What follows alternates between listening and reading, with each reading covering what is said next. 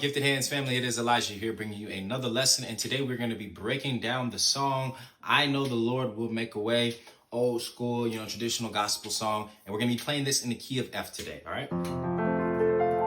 So the key of F major, our scale for F major is 1, 2, 3, 4, 5, 6, 7, 1. Let's go back down.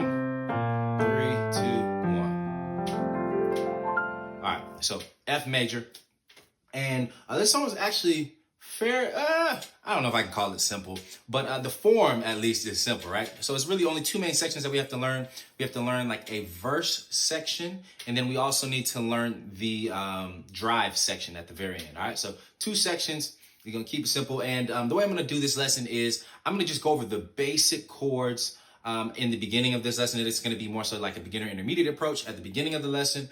I'm going to go over the essential chords that you need to play this tune. And then at the end of this lesson, we'll go over some advanced concepts that you can use to like just fill up the dead space, to add passing chords, to add these, nice gospel traditional movements, all those things. All right. So let's start off just breaking down the verse. Okay. So the verse goes like this. I know the Lord will make a way. Oh, yeah, yes, he will. I know he will. All right, so that's the verse section. So we're going to start off right there. And I'm not even going to give all those passing chords right now. I'm just going to give the basic chords. So the verse starts off like this. We start off just on the one chord. I know the Lord. And you could play F major or even F dominant, okay, for the one chord. And then we're going from the 1 to the 6, to the 6th chord. From the 1 to the 6. And sometimes what I'll do is I'll walk down from the 1, make the 1 dominant,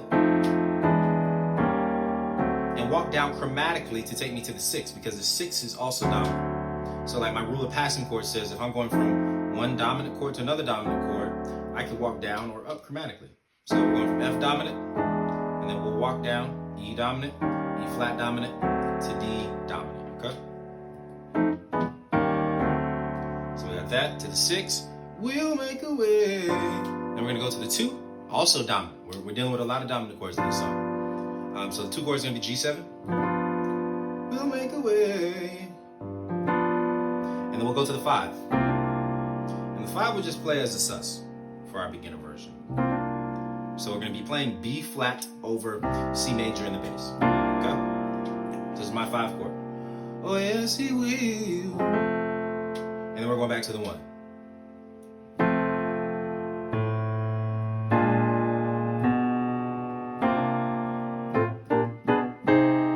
All right. So what we got so far? I know the Lord. That's another way you can voice that. I know the Lord, 1, and then we'll walk it down. So that is the verse section. That's everything you need for the verse section. After we get that, now let's move into the drive section at the end of the song, okay? So the drive section is pretty simple. It's this right here.